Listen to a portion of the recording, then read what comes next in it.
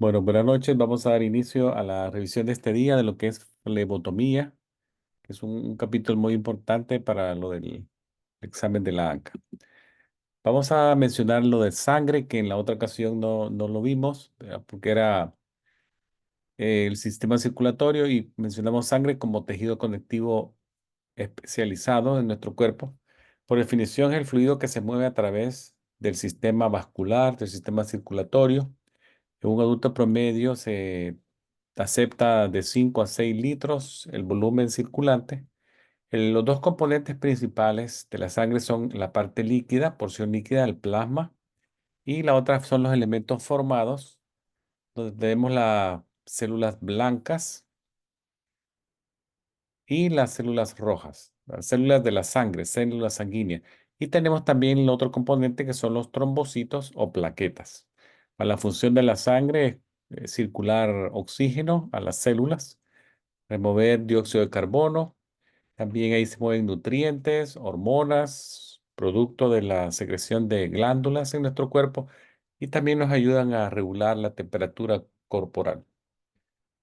Eh, Luego, la distribución que se acepta como válida para la sangre es el 55% de plasma y el 45% de células sólidas. Y de este plasma, el 90% está constituido por agua y un 10% es lo que vienen los elementos donde están los iones o electrolitos, proteínas diluidas, nutrientes del sistema intestinal, desechos celulares y gases diluidos en el plasma.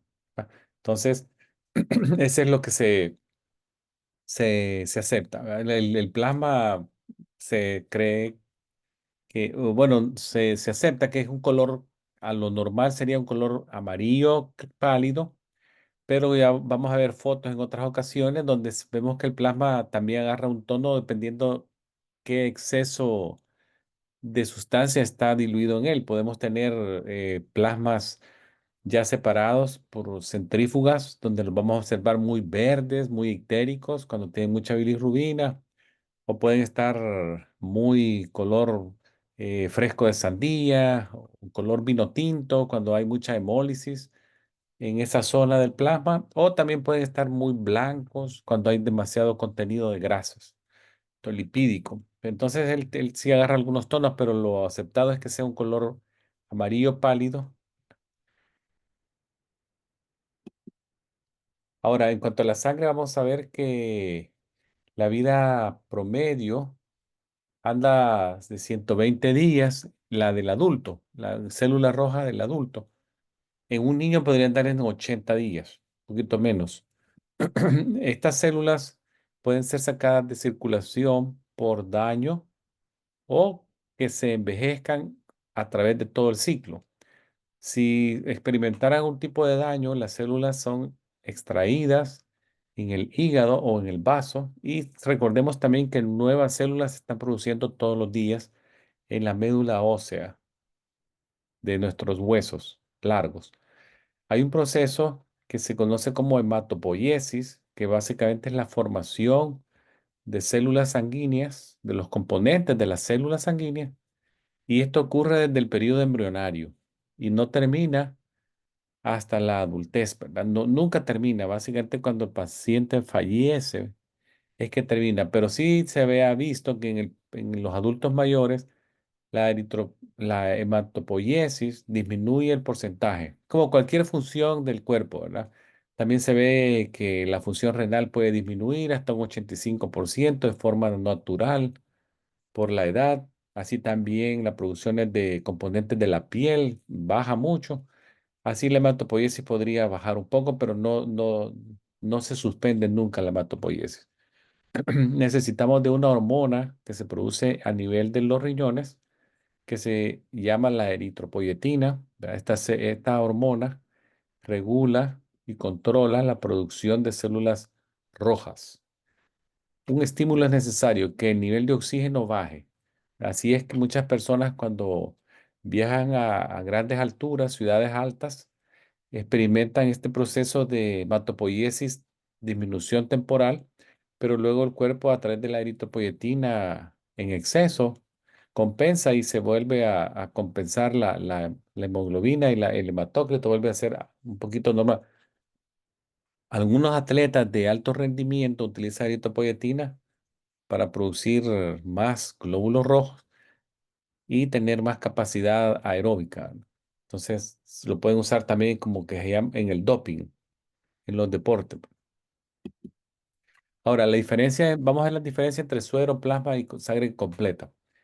La, la parte de suero y plasma, ambos son las porciones líquidas de la sangre que permanecen una vez que las células se separan de ellas, ¿verdad? Eso se hace a través de la centrífuga, pero es ahí hasta donde terminan las similitudes, ¿verdad? Porque vamos a ver que el plasma, por ejemplo, es la porción líquida de sangre que permanece cuando nosotros a través de la adición de un como componente prevenimos que se forme un coágulo.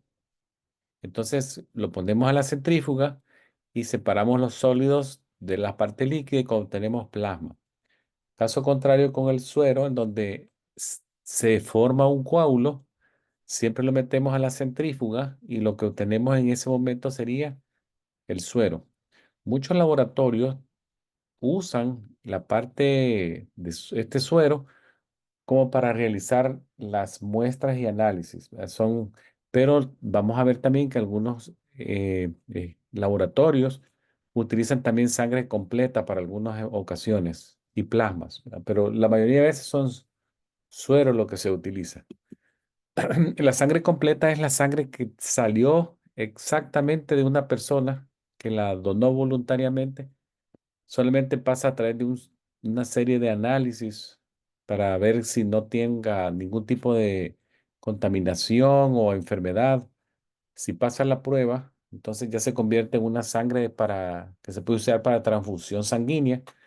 Se tipea, ¿verdad? La A, B, ABO, O, y se ve si es RH negativa. La sangre tiene una vida útil promedio y todas las bolsas tienen una fecha de caducidad que puede ser bien visible.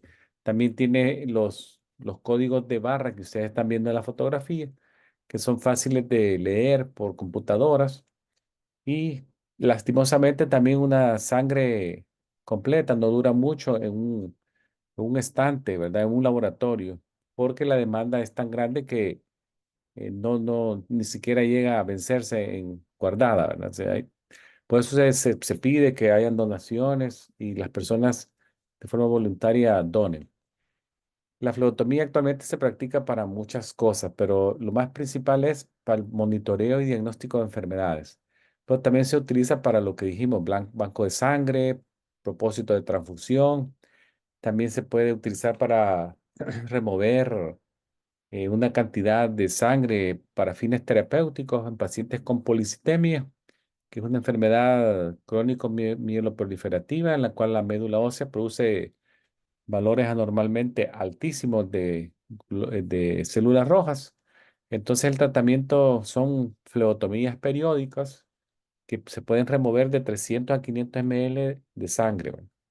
Para reducir de esta manera el hematócrito y llevarlo a unos valores menores de 45%. Los métodos que utilizamos son la venopunción para la flebotomía y la punción capilar.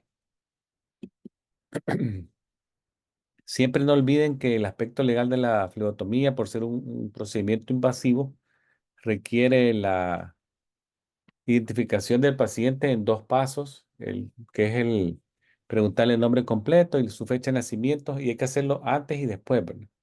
Entonces, el antes es cuando el paciente todavía no se le ha hecho nada a él, solamente se está verificando la identidad y después se vuelve a verificar la fecha de nacimiento cuando se pone la etiqueta ya, literalmente y físicamente sobre el tubo de sangre.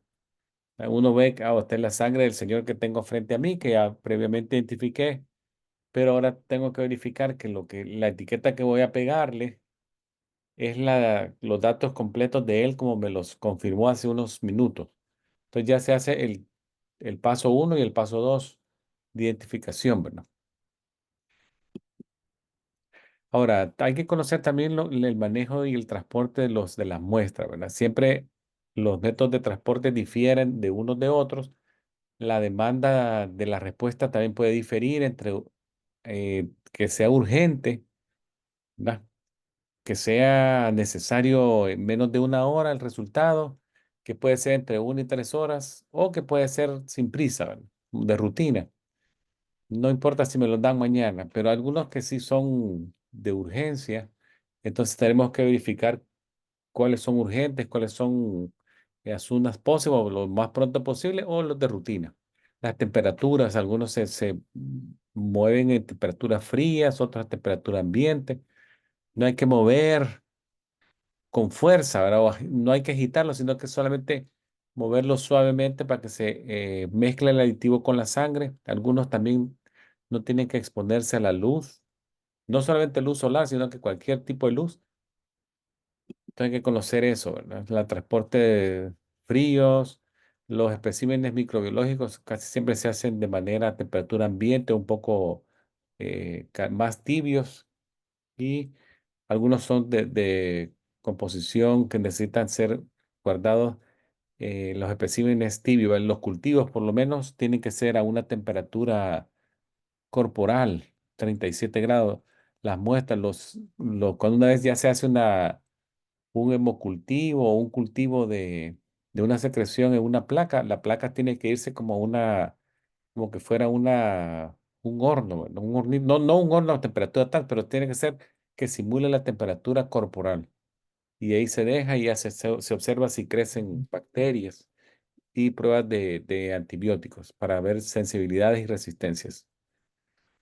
Vamos a ver ahora que algunos aditivos se pueden identificar rápidamente viendo el color del tapón del tubo. El tapón del tubo son códigos que nos dicen qué aditivo está dentro y en qué pruebas se pueden utilizar, ¿verdad? Es una manera fácil de saberlo. De poner químicos adentro es una necesidad en algunas colecciones de sangre, pero hay que saber también cuáles son. Así tenemos que algunos aditivos podrían ser el ETA, el sodio citrato, algunos separadores de suero están presentes, el litio heparina es otro, el sodium fluoride es otro, y los medios de cultivo que tienen como material para que el microorganismo permanezca lo más viable posible hasta que se cultive ya en una placa, ¿verdad? Entonces, vamos a ver el primero, el de color rojo, tapón rojo. El tapón rojo no requiere aditivo y se usa comúnmente para determinaciones de química y suero. Ahí tenemos, por ejemplo, factor reumatoideo, magnesio, amilasa, cortisol, ácido úrico. Yo le pongo algunos nombres. PTH, hormona paratiroidea, digoxina. Y también se usa para el muestreo de pruebas de banco de sangre. Es el tapón rojo. El celeste o el azul suave tiene el aditivo sodium citrate 3,2%. Siempre cuando vean los tubos, fíjense en la parte superior de la etiqueta. Ahí está la identificación del aditivo que está contenido en su interior y el porcentaje. Todos tienen ese dato. Entonces el celeste tiene el sodium citrate, este se usa para pruebas de coagulación. Ahí tenemos, por ejemplo, el PT, prueba de protrombina, tiempo parcial de tromboplastina, fibrinógeno, la actividad del factor, el dímero D. Entonces, algunas pruebas son bien específicas. Por ejemplo, el dímero D que se usa para descartar presencia de coágulos sanguíneos graves, serios. La prueba de protrombina la van a ver que la dejan para obtener lo que es el INR, que es un cálculo basado en el resultado del PT. Pacientes que están utilizando warfarina lo muestrean bastante frecuente para ver cómo está la actividad y ver si se sube o baja la warfarina. Ahora tenemos el tubo lavanda o el tubo lila que tiene como aditivo el ETA. Este lavanda, al igual que el rosado, tienen el ETA, ¿verdad? El lavanda específicamente se utiliza para pruebas de hematología. Ahí tenemos la prueba de reticulocitos, la eritrosedimentación, Hematócrito, hemoglobina, CBC, el, la cuenta completa de sangre, utiliza este.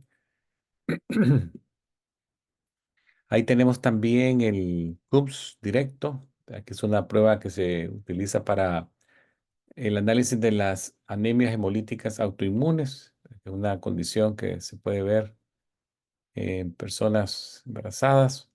Entonces, este utiliza también el celeste, el lavanda, perdón. El lavanda. Vamos a ver ahora el rosado, que usa también el ETA. Este se usa para pruebas hematológicas, tipeos y RHs, muestreo para detección de anticuerpos, pruebas cruzadas, el análisis de ROGAM, que también este análisis incluye el tipeo ABO, el RH de la madre, el muestreo de la sangre fetal y buscar presencia de anticuerpos en la sangre de la madre. Entonces, eso se hace para detección y tratamiento de individuos que pueden ser RH negativos, ¿verdad? Que se conviertan se puedan sensitivizar por la presencia del antígeno D después de una exposición. Entonces, son análisis que los utilizan mucho en pacientes ambulatorios como en pacientes ingresados en hospitales. Ahora tenemos los color verdes, claro y verde oscuro. Los dos tienen el heparina como aditivo. Estos sí son usados en pruebas de químicas generales urgente, ¿verdad? Ultra urgente, lo que dice STAT. Es menos de una hora desde que se sacó la muestra al momento de obtener un resultado. Y luego tenemos el color verde claro, también tiene la heparina, pero este es el litio heparina y el otro es el sodio heparina. También es una STAT general química, por ejemplo, con pacientes con dolores de pecho que necesitan marcadores cardíacos, troponina, CK, CPK-MB, utilizan este tipo de tubo, ¿verdad? Tubos, el verde claro. Luego tenemos el tubo gris que se utiliza para el análisis de glucosa, detección de glucosa en ayunas, glucosa al azar, pruebas de tolerancia a glucosa. Tiene dos aditivos. Si ustedes ven, nuevamente vean la etiqueta acá del tubito. Aquí dice sodium fluoride y potasio oxalato. El sodio fluoride es un antiglicolítico que preserva por más tiempo la glucosa en la muestra de sangre. Y el oxalato de potasio es el anticoagulante, ¿verdad? Estamos tratando de prevenir la formación de un coágulo en la muestra. Comúnmente este se utiliza para pruebas de glucosa.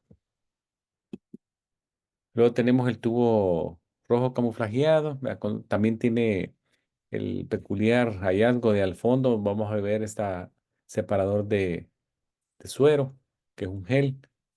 Este se utiliza para químicas y pruebas de inmunología, donde tenemos también el análisis de un perfil o de un grupo de muestras. Vemos el metabólico básico y el metabólico completo. Van a ver que en laboratorios muchos agrupan exámenes dependiendo del perfil que se le quiere dar al análisis. Por ejemplo, tenemos el metabólico completo, que es muy similar al metabólico básico con la adición de algunas pruebas para función renales. Encontrar creatinina, nitrógeno ureico, filtración glomerular, fracción de filtración glomerular. Da un poquito más, más datos sobre el paquete químico. Los perfiles electrolíticos, perfiles hepáticos, donde tenemos las transaminasas, las bilirrubinas totales, las albúminas, el perfil lipídico, donde tenemos el colesterol completo, el triglicérido, el diferencial de HDL y LDL. Y luego tenemos el perfil tiroideo, donde tenemos T3, T4 y el TSH. Luego tenemos el tubo color azul o tono fuerte, que utiliza el aditivo ETA. Este te utiliza para el muestreo de trazas y el monitoreo de drogas de tipo terapéuticos, al igual de toxicológicos. La detección de cocaína en sangre, alcohol, heroína, cualquier tipo de toxicología para análisis, aquí se va en este tubo. Luego tenemos las botellas o tubos de cultivo de sangre. Estos son un poquito más específicos para una muestra que se maneja con un poco más de asepsia, ¿verdad? No, no solamente es limpiar el área con una toallita con alcohol, sino estos son un poquito más específicos y ya vienen los paquetes, los kits de colección de preparación y para toma de cultivo de sangre, ¿verdad? Entonces, inicialmente la muestra se saca con una jeringa y luego se transfiere a estos botellones.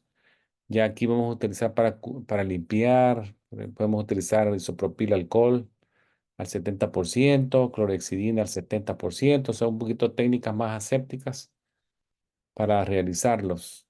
Entonces la venopunción es así, ¿verdad? Se utilizan jeringas con eh, agujas, probablemente podrían dar por unas 20, 21 de grosor, y luego se transfiere esa muestra al botellón. Este botellón vienen unos de anaeróbicos, aeróbicos y hay unos pediátricos. Los adultos por lo menos no tienen que pasar por tubo más de 8 cc de sangre. En el niño sería la mitad, 4 ml o 4 cc de sangre. Y se toman las muestras de diferentes áreas del brazo, ¿no? Por ejemplo, es comúnmente el protocolo usado en hospitales de Estados Unidos, que incluye, por ejemplo, al minuto cero, podría ser la fosa antecubital izquierda, a los 30 minutos la derecha, antecubital derecha, y a los 90 minutos, hora y media después de la primera muestra, se puede regresar otra vez a la izquierda. Básicamente estos tubos tienen un medio de nutrición para las que las bacterias contenidas en esa sangre permanezcan más tiempo, más viables, mientras se pueden ya poner en una placa, ¿no? El orden que se conoce es muy especial y hay que respetarlo lo más posible. El orden correcto de sacada de sangre es bien importante que lo conozcan para establecer el orden de que vamos a tratar de evitar contaminación cruzada de los aditivos con la sangre de los tubos, ¿verdad? Entonces se acepta que el primero, si va a haber un cultivo de sangre, ese es el número uno. Caso contrario, se convertiría en número uno el tubo de color celeste, ¿verdad? Donde tenemos el tubo con sodio citrate. Posteriormente vendrían los tubos de suero, ¿verdad? Que incluyen aquellos que tienen activador de coágulo o no, o presencia de geles. Ahí tenemos, por ejemplo, los rojos, los camuflajeados, otros tubos que son de color tapón amarillo o oro. Luego vendrían los tubos de heparina con o sin gel. Ahí tenemos el verde claro y el verde oscuro. Luego vendrían los tubos con el aditivo ETA, con o sin separador de gel. Ahí tenemos entonces el lavanda y el rosado. Y otro que no lo mencioné, pero también que tiene ETA, es uno color perla. Es bien raro, ¿verdad? Ese es bien raro. Por último, tendríamos el tubo de color gris, donde tenemos el sodio fluoride y el potasio oxalato. Ese sería el orden que hay que respetar en base a las órdenes que nos den, ¿verdad? Si nos piden pruebas de coagulación, pruebas hematológicas, STAT o pruebas de glucosa. El equipo de venopunción también es bueno que lo vean ahora y lo conozcan. Tenemos los tubos evacuadores, ¿verdad? Que son lo que les dije yo con código de color, en los tapones de colores. Luego tenemos el sostenedor de tubo, ¿verdad? Es este tubito acá de plástico, donde se le inserta esta aguja de dos puntas, la punta externa que da a la piel, la punta interna que es la que se va a clavar en el tubo colector de sangre una vez se introduzca en el sostenedor de tubo al momento de hacer la venopunción. Ya vamos a verlo en un video para que lo vean bien. Luego vamos a necesitar torniquetes, ¿verdad? Para hacer la vena más visible. El torniquete es un dispositivo que se utiliza para hacer que la vena se vea más fácil. No tienen látex, no látex, mide más o menos de media a 1 pulgada de ancho y hasta 15 centímetros de largo y se usa uno por paciente, el torniquete. Luego los vacutainers, ya lo hablamos, son los de colores, las agujas que vamos a utilizar, la más comúnmente utilizada para flebotomía es la número 21. Luego tenemos las jeringas que se pueden utilizar en circunstancias especiales, como era la colección de sangre para los cultivos de sangre. Tenemos curitas, gasas 2x2, los guantes no estériles y el alcohol al 70% para limpiar la piel. Tenemos unas bandejas pequeñas para poner lo más necesario, ¿verdad? Acá el sostenedor de tubo, los tubos de colores, el tape de papel, la aguja que se introduce en el sostenedor de tubo, la aguja mariposa que usualmente es el número 23, el torniquete que acá el 7, los limpiadores de alcohol y la casita 2x2. Las conexiones de capilares, casi lo mismo, casi el mismo material, solo que algunas diferencias son, por ejemplo, que se utilizan lancetas o dispositivos de autopunción. También los colectores son más pequeños, ¿verdad? Son micropipetas o podrían ser micro contenedores como estos que ven acá, ¿verdad? Algunos también tienen calentadores de dedos para que sea la vasodilatación y que se haya más circulación en las zonas capilares. Vamos a ver algunas precauciones necesarias para el momento de la flebotomía. Importante recordar, por ejemplo, que durante la colección de sangre es bueno que el flebotomista protege su rostro, ¿verdad? Con goggles para una salpicadura, protección de los ojos, guantes no estériles. Solamente si se hace una colección de sangre para cultivo es estéril el guante. En caso contrario, puede ser un guante no estéril, pero tiene que estar limpio, de primer uso, ¿verdad? Y se descartará después.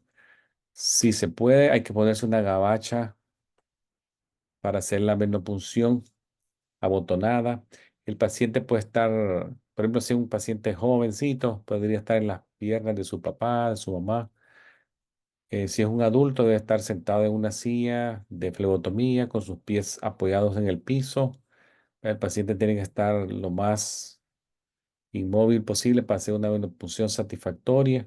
Si el paciente estuviera enfermo, se siente mal, podríamos acostarlo en un reclinable, ¿verdad? Especialmente también algunos que han presentado síncopes o desmayos por nerviosismo o tienen antecedentes de que se ponen muy tensos o nerviosos, hay que ponerlo en un reclinable. Los niños también muy pequeños pueden estar sostenidos por sus papás y especialmente aquellos que les van a hacer punción de los talones, ¿verdad? La selección del sitio de punción capilar, si se hace en la mano, tenemos el dedo 3 y 4, el que se va a utilizar para hacer la venopunción, que sería en la zona palmar y evitando la parte media y de la punta de la falange, ¿verdad? Entonces, vamos a hacer la punción en las partes más carnosas laterales, en las superficies laterales del dedo. Entonces, la punción se hace de esta manera para hacer la mejor colección de sangre posible, ¿verdad? Entonces, eh, el paciente tiene que apoyar la mano en una superficie plana, rígida y sostenerla como lo están viendo en este dibujo, ¿verdad? No hay que estar ordeñando el dedo al momento de la punción. Ahora, si es un niño pequeño, la punción se hará en la región del talón, en las áreas laterales, evitando también la zona del calcáneo en la parte media, para las dos carnosidades laterales, pero tiene que ser en la superficie plantar del pie. Talón, región plantar, lateral, en los niños muy pequeños.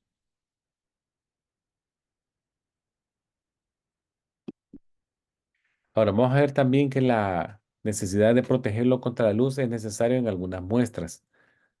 Por ejemplo, pruebas de bilirrubina, betacaroteno, ¿verdad? Que sería la vitamina A, eh, vitamina B1, B12, B6, tiamina, vitamina E, folatos. Muchos los transportan en estos contenedores color ámbar, se pone adentro el tubo y se cierra, pero si no hubiesen, podemos improvisar colocando papel aluminio en la parte transparente del tubo y enviarlo al laboratorio lo más pronto posible, ¿verdad? Recuérdense que si no hay que improvisarlo, pero la mayoría de veces sí va a haber el tubo color ámbar para protegerlo de la luz. Vamos a ver ahora las zonas anatómicas que son necesarias identificar al momento de una punción. Recordemos que la punción arterial para el flebotomista no está autorizada, ¿verdad? Está fuera del alcance de la práctica. Eso de la punción arterial, sí es bueno que el asistente médico se familiarice con el procedimiento, ya que va a trabajar con pacientes tal vez que van a tener esos procedimientos, pero no son necesarios que aprendan la técnica porque no la van a realizar.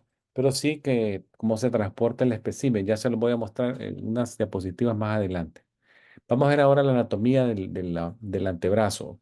Si ustedes ponen su mano con la palma viendo hacia adelante, ¿verdad? Sería la posición anatómica normal.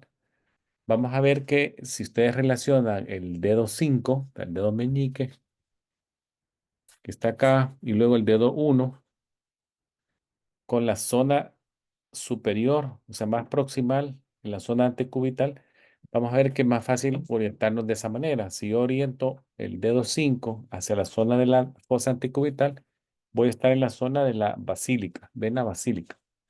Y si oriento el lado uno hacia la parte antecubital, voy a estar en la zona más o menos arriba de la cefálica. Entonces, se forman dos zonas paralelas, ¿verdad? La basílica en la parte medial, la cefálica en la parte lateral y la zona que, si trazara yo una línea para unir las dos paralelas, voy a ver que se forma como que fuera una letra H, ¿verdad? Entonces, esta unión, la zona media acá, es la vena media cubital, que para fines de flebotomía es la que yo quiero utilizar, ya que es la más visible, la que tiene menos dolor cuando se punciona y la que está más alejada de potenciales complicaciones, ¿verdad? La vena basílica tiene muy cerca el paquete vasculo nervioso, la arteria braquial y el nervio mediano en esta zona. La cefálica es una opción también, pero duele un poco más. Y la vena media cubital es la que queremos. Entonces, recuerden la basílica en la parte medial, cefálica en la parte lateral y esta zona media por acá sería la mediana cubital, ¿no? Que es la que nosotros queremos pinchar. Si tengo que hacerlo en la mano, la región palmar no se puede pinchar. Si yo volteo mi mano y poniendo la palma de mi mano sobre la mesa, digamos, que la ponga sobre una superficie plana, van a ver que las venas que se dibujan en la parte dorsal son las que se conocen como dorsales metacarpales y son las únicas que podría utilizar para fines de flebotomía. ¿Ya? Está contraindicado utilizar las digitales, las que son de los dedos, y las que están en las zonas de la muñeca, ¿verdad? Algunas zonas de la muñeca van a ver que son unas venas bien grandes y da tentación, ¿verdad? Diciendo, "Uy, qué fácil está esa", pero no se pueden utilizar para fines de flebotomía, ¿verdad? Aunque estén bien visibles, no, ¿verdad? Solamente las metacarpales dorsales, estas, acá. Y aquí les muestro yo una fotografía donde están canalizando una vena dorsal metacarpal. Están canalizándola con una aguja tipo mariposa para sacar sangre. Vamos a ver este video, que es un video muy bonito, muy interesante. Véanlo. Van a ver tres escenarios. La primera es una flebotomista sacando una orden, una sola orden. La flebotomista del medio va a cometer muchos errores. Fíjense bien cuáles son los errores. Y la flebotomista, por último, utiliza la técnica de que va a sacar varios tubos porque son varios exámenes. Entonces ella va a respetar el orden de los colores como lo dijimos previamente. Entonces, fíjense bien en este video que es muy interesante.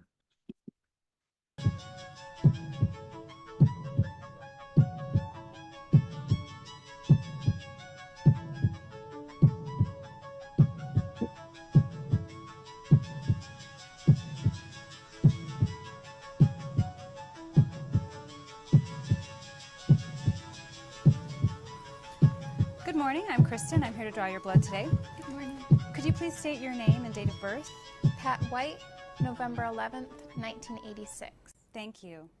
Have you had anything to eat or drink in the last 12 hours? Not since 9 last night. Thanks. Do you have any questions? No. All right, it will just take me a minute to get everything set. Blood collection by venipuncture is one of the most common procedures performed in a healthcare setting.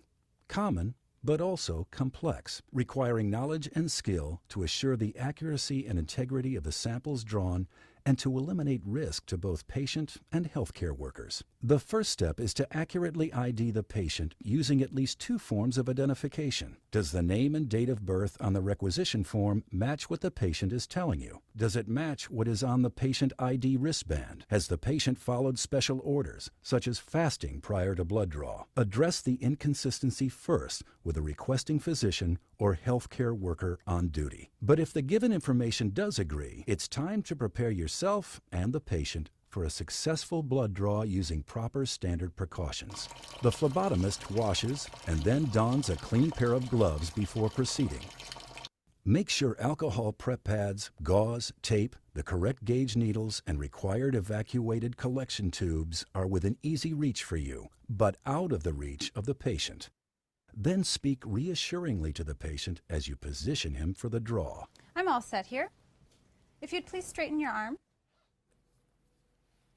It'll just take a moment while I apply the tourniquet. Applying a tourniquet slows the flow of blood in the veins and increases venous filling, thus making the veins more prominent, easier to locate, and easier to enter. However, leaving the tourniquet on for longer than 1 minute may affect laboratory test results and should therefore be removed and reapplied if the procedure will take longer than 1 minute. Use your fingertip to palpate the antecubital fossa to locate the median cubital vein. Palpation helps determine the direction of blood flow in the vein, to gauge the vein size and depth, and to estimate its tendency to roll. It also helps differentiate veins from arteries. Unlike veins, arteries have thicker feeling walls and are more elastic to the touch. Use an alcohol prep pad to cleanse the skin around the site.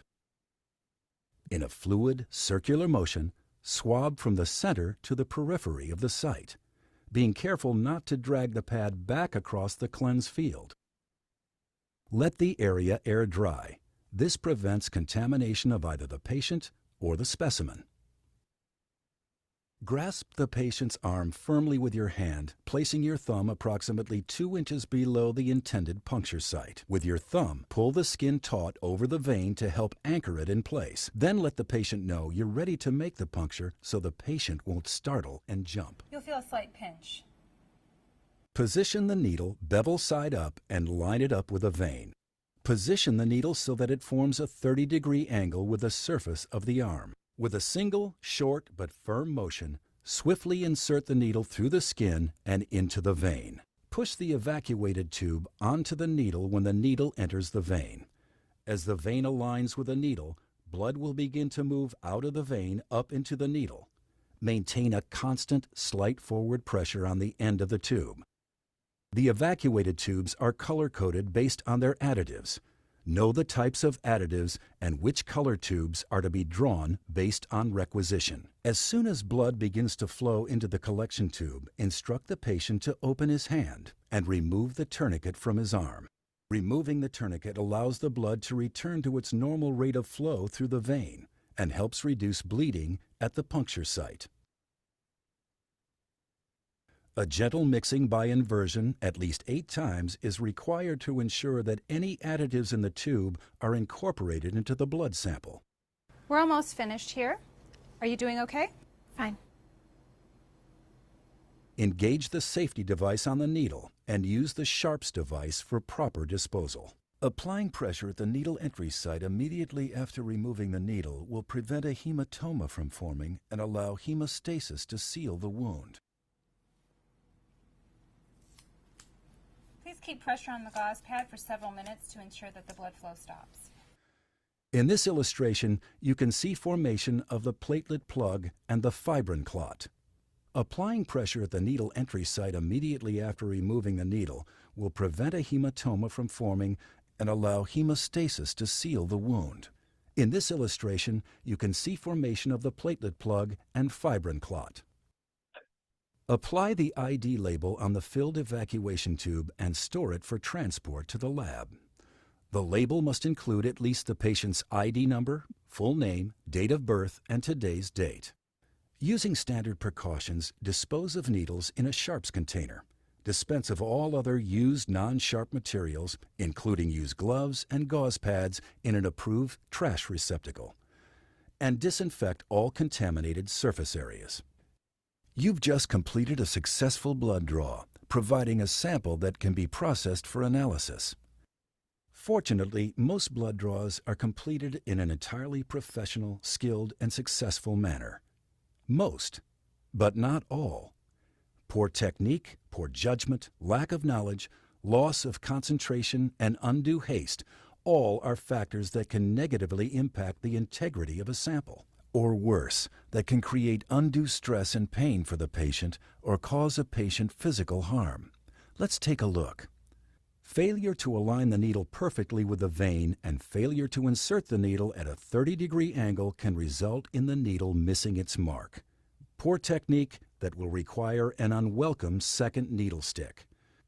Inserting the needle at too steep or too shallow an angle and not lining up precisely with the vein are two common reasons for missing the vein. To the patient, that usually means only one thing: further anxiety and discomfort. But it can have other consequences as well. Serious complications are most likely to arise when targeting the basilic vein, with its close proximity to nerves, which can be permanently damaged, or the brachial artery, which could be nicked. Even with a proper angle, the appropriate needle size must be used. Freddie, you're only going to feel a very small pinch this time. It is acceptable to use a smaller needle called a butterfly. However, it should be noted that butterflies are a larger gauge needle, 23 to 25 gauge, and therefore have a smaller bore size. A large gauge straight needle, 25 gauge in this case, may make piercing the vein more certain, but as you can see, the smaller bore size can cause the red blood cells to lyse. While it appeared to the healthcare professional that this blood draw was successful, it's clear once the sample is centrifuged that the choice of needle gauge was a poor one. The selection compromised the integrity of the sample. Aside from these two examples of invisible errors, there are many visible signs that a healthcare professional may not be following standard precautions that ensure a quality blood draw as well as a satisfactory customer experience.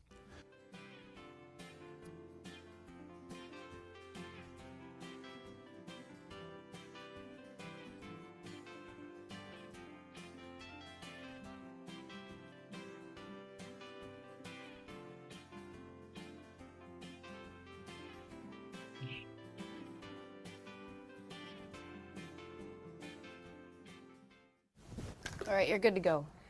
That's it? Yeah, I just need to put some tape on it.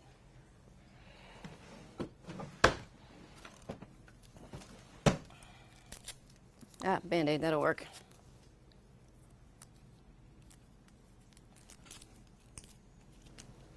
What about this? Oh. You're good to go. Good to go? Not necessarily. Failure to apply pressure on the puncture site immediately following removal of the needle can cause bleeding from the vein into the space around it, forming a hematoma, a collection of blood under the skin surface that will become bruised in appearance and painful to the touch. There are many times, of course, when a single blood draw involves more than the collection of a single sample. You may be required to collect as many as 10 tubes in a single draw, and this requires even greater skill and careful planning to complete successfully. Two keys to a successful multiple tube draw must occur in the planning stage. You need to determine which gauge needle will be appropriate for all tests being requested, and you need to plan the order of the draw to assure the integrity of all samples. But your technique should remain the same. Let's take a few moments to review.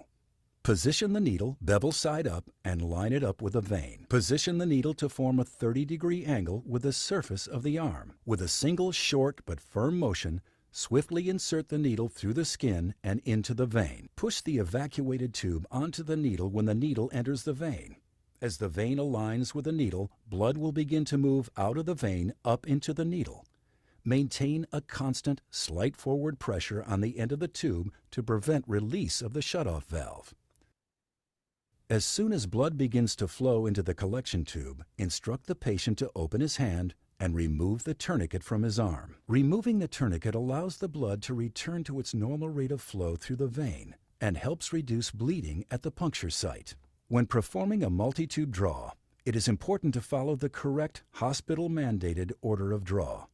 Blood cultures are always drawn first. However, in a routine venipuncture, a light blue tube should be drawn first, followed by a red top, gold, green, lavender, and gray. We're almost done here. This is the last tube I need to draw. When will I know the results? I'm kind of anxious about them. Your samples will go over to the lab today and your doctor will notify you after the results are in. You don't see them? No, I don't. The samples that we draw today are tested by laboratory professionals who relay those results directly to the physician. My responsibility is to assure the quality of the samples I draw so that the results your doctor receives are both accurate and meaningful. The level of quality and integrity of the samples the laboratory receives is dependent upon the level of skill, knowledge, and professionalism of the phlebotomist. A big responsibility, but one that can make a real difference in the lives of your patients.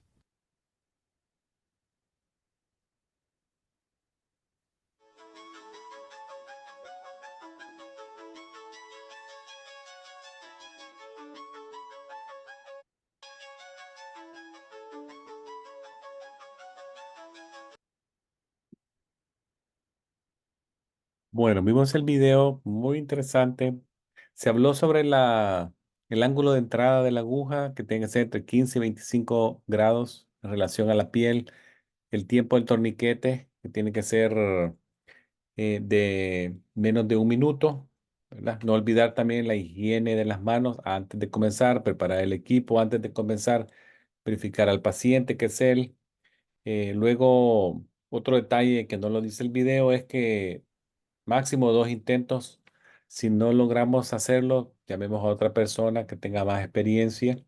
Luego el torniquete menos de un minuto, que más o menos se coloque a 3-4 pulgadas del sitio de la punción, o sea, 8 a 10 centímetros, el equivalente. Luego también el orden, ya lo mencionamos, el orden que van a llevar, ¿verdad? Es el cultivo, a celeste, los verdes, los lavandas y los grises al final. ¿Ya? Ahora, en cuanto a la etiqueta del espécimen, donde está la sangre, recuérdense que la etiqueta es muy importante porque identifica la muestra con los datos correctos del paciente. Muchos eh, récords electrónicos producen sus propias etiquetas. Básicamente, el asistente médico lo que tiene que hacer es ser responsable de verificar y validar que la información contenida en esta etiqueta es la correcta del paciente antes de ponérsela a un tubo con espécimen de sangre adentro, ¿verdad? Muchas de estas etiquetas, como ustedes pueden verlo, tienen ya un código de barras que puede ser escaneado, ¿verdad? Un registro electrónico escaneado donde se detecta el formato y ahí están los datos generales del paciente, ¿verdad? Entonces, se debe de colocar, vean la foto acá abajo, en inferior derecha, en posición longitudinal al tubo, a más o menos 1 centímetro del borde del color, ¿verdad? No se puede poner sobre el color, ajado, transverso, el escáner. Todos esos detallitos invalidan la muestra y se echa a perder la colección de sangre, ¿verdad? Entonces, solamente es de verificar y colocar en la etiqueta longitudinal a 1 centímetro del color. Es muy importante eso. Ahí van todos los datos, el nombre del paciente, la fecha de la colecta, el tiempo, el sitio, si es requerido, el sitio se puede anotar en el expediente. El efecto del torniquete, ya lo dijimos, tiene que ser menos de un minuto. Caso contrario, nos exponemos a que se forme un hematoma o que la muestra se concentre demasiado, ¿verdad? Hay una hemoconcentración de la muestra. La posición, ya la habíamos mencionado, si es una punción capilar, tiene que estar apoyada sobre una superficie firme, mano totalmente abierta, extendida, palma arriba. Tercer y cuarto dedo son los que se pinchan. Niños pequeñitos pueden estar en las piernas de sus papás, de su mamá o la persona adulta que lo lleve. Niños más pequeños todavía tienen que estar en posición supina, o sea, acostaditos, viendo hacia arriba, con el pie con un leve declive en relación al torso, más abajito del torso. Y recuérdense que el calcáneo se tiene que evitar y hacer las punciones en las zonas carnosas laterales, en la región o en la superficie plantar del talón, ¿verdad? La piel tiene que estar sana, piel que va a experimentar una sacada de sangre tiene que ser una piel sana. No tiene que tener cicatrices, ni cortes, ni moretones, ni áreas de edema, áreas de piel infectada cerca, nada de eso, ¿verdad? Los dedos no tienen que tener cianosis, infección, quemaduras, nada de eso, ¿verdad? Ahora, en la región plantar de los niños, habíamos dicho, evitemos las zonas medias, ¿verdad? Muchas de las lancetas infantiles ya están calibradas a qué profundidad ellas van a penetrar para pinchar la piel, llegar a suficiente como pegar a la hipodermis, pero es de uno saber qué es en la región plantar, ¿verdad? Si lo vemos en esta fotografía, tendría que ser más o menos por esta zona, región plantar lateral, ¿verdad? Evitando el calcáneo. Si quisiéramos realizar un frotis, ¿podríamos hacerlo? Claro que sí, ¿verdad? Podríamos hacer preparación de un smear, que le dicen en inglés se llama smear, o un film de sangre de rutina se puede hacer, o preparación de un frotis. Lo que se necesita es una laminilla nueva, limpia, como la que estamos viendo en este dibujo, la limpia. Se coloca una gota, vea en la parte superior acá, una gota más o menos a 1 o 2 centímetros de uno de los extremos. ¿Verdad? Posteriormente, con otra laminilla limpia a un ángulo de 45 grados, yo voy a moverme en sentido opuesto para distribuir la sangre, siempre manteniendo el ángulo 45 grados hacia el otro lado. Entonces, tiene que hacerse de una forma rápida, sin regresar, sin hacer movimientos hacia atrás de nuevo, manteniendo el contacto con la gota de sangre y ya se puede producir un frotis fino o un frotis espeso, ¿verdad? Como lo ven acá, que se puede hacer esa preparación fácilmente. Ahora, algunas complicaciones que se mencionan de la flebotomía, tenemos para número uno, el hematoma, ¿verdad? Se puede formar un hematoma. Alergia al látex podría suceder, pero siempre pregunten en el interrogatorio alergias en general, ¿verdad? Alergias no solo a medicamentos, sino que alergia al látex. El paciente les va a decir sí o no. Lesiones del paquete nervioso pueden darse, especialmente si pinchamos la zona de la basílica, que dijimos que está en la zona medial de la fosa antecubital. Está mencionado. Infección, muy baja la posibilidad, pero también se menciona la potencialmente complicación de una infección. Que el paciente me diga que no, claro que sí, ¿verdad? El paciente puede decirme no y está en su derecho. Acuérdense que el paciente tiene el derecho de último segundo decir no. Siempre es necesario que el paciente entienda el procedimiento que se le va a realizar. Una flebotomía podría ser un poquito doloroso el momento de la entrada física de la aguja en la piel, pero es bien transitorio, son segundos. Luego también necesita sentir el paciente confianza de la persona que le va a realizar el procedimiento. Pero si aún con estas explicaciones el paciente dice que no, no hay problema, ¿verdad? Entonces lo que se tiene que hacer es documentar la negación del paciente y no hay problema, no se hace. Otra posibilidad es que se desmaye. Por eso dijimos que la posición del paciente al momento de prepararlo es muy importante, ¿verdad? El paciente tiene que, si tiene un antecedente, podría estar acostado y no sentado, pero caso contrario estará sentado en la silla de flebotomía, como la que ven acá, es una silla a 90 grados, con un apoyabrazo, paciente con sus pies firmes sobre el piso. Estas son sillas rectas con apoyabrazos de preferencia. Si es necesario, se le podría colocar una almohada o una toalla enrollada por abajo del brazo para hacer un poquito de mejora en la posición del brazo. Pero, ¿qué pasa si el paciente tiene antecedentes? Si un paciente ha dicho que ya experimentó un desmayo durante una sacada de sangre previa, entonces mejor tenerlo acostado, ¿verdad? Nunca le demos la espalda a un paciente después de haber hecho una flebotomía, ya que sin previo aviso algunos podrían experimentar un desmayo o sentirse mareados. Señales que me pueden dar esa alarma son que el paciente se empiece a poner pálido, se empiece a perspirar o sudar mucho, hiperventilar, se ve ansioso, nervioso.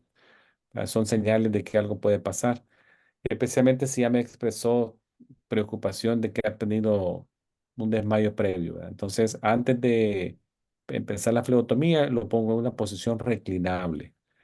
Pero ¿qué pasa si me sucede ya la situación cuando yo ya tengo la aguja adentro? No hay que poner pánico ahí, ¿verdad? Solamente se quita el torniquete, saco la aguja de la vena del brazo, le pongo el dispositivo de seguridad para cubrir la aguja y evitar un pinchón accidental y me mantengo con el paciente, ¿verdad? Sosteniendo su cabeza y mientras él respira tranquilo, como lo ven en la fotografía acá. Y eso va a pasar, ¿verdad? No es que va a estar ahí largo rato, él se va a recuperar y ya se puede ir a su casa. Otras complicaciones podrían suceder, pero mira, esta señora probablemente ella dijo, y está en una silla reclinable, un poquito más segura, sin menos chance de caerse, ¿verdad? Pero también puede pasar que alguien esté tomando anticoagulantes y no lo dice, va a sangrar más de lo esperado, ¿verdad? Siempre preguntemos si usa algún tipo de anticoagulante, aspirinita, warfarina, heparina, o muchos de los que hay en el mercado, ¿verdad? Hay muchos, Eliquis y todo eso. Personas que tienen fibrilaciones atriales, AFib, toman anticoagulantes, hay que preguntarle, ¿verdad? Otra complicación es que yo use el tipo incorrecto de tubo, que use el orden incorrecto de los tubos, que el paciente pueda tener una endovenosa puesta, que el paciente pueda tener una fístula arteriovenosa en el brazo, que tenga un linfedema por una cirugía. Algunos pacientes tienen fístulas arteriovenosas que están en hemodiálisis. Esa zona sí no hay que pincharla, ¿verdad? Hay que respetarla. Pacientes pueden tener endovenosos puestos. Si se necesita hacer, se puede tomar por abajo de la línea endovenosa, pero no por arriba, para que evitar sangre ya diluida por el líquido endovenoso. Puede ser que una persona tenga linfedema por algún tipo de procedimiento en esa zona, de una mujer que tuvo una mastectomía y le hicieron un vaciado linfático en la axila o por otras causas específicas. Entonces evitemos este brazo que tenga esta, este nivel de edema, ¿verdad? Que puede ser bien difícil la punción. Nos vamos al otro brazo o podemos utilizar la zona de la metacarpal dorsal que dijimos de la zona de la mano, ¿verdad? Bueno, pues esto es lo que les traía de la flebotomía. No sé si alguien tiene una pregunta acerca de la flebotomía que no se tocó en esta noche, que ustedes sientan que les quedó una duda. Bueno, ¿me escucha? Sí, claro que sí. Sí, Yo tengo un problema. Yo acabo de salir del trabajo ahorita. En Texas son las 7:11. Yo me conecté a las 7 antes, al 10 para las 6 para estar a la clase a tiempo, sí. pero ya vi que tengo un problema porque en la primera clase solo tomé 15 minutos, 13 minutos de clase Oh, y sí. en esta clase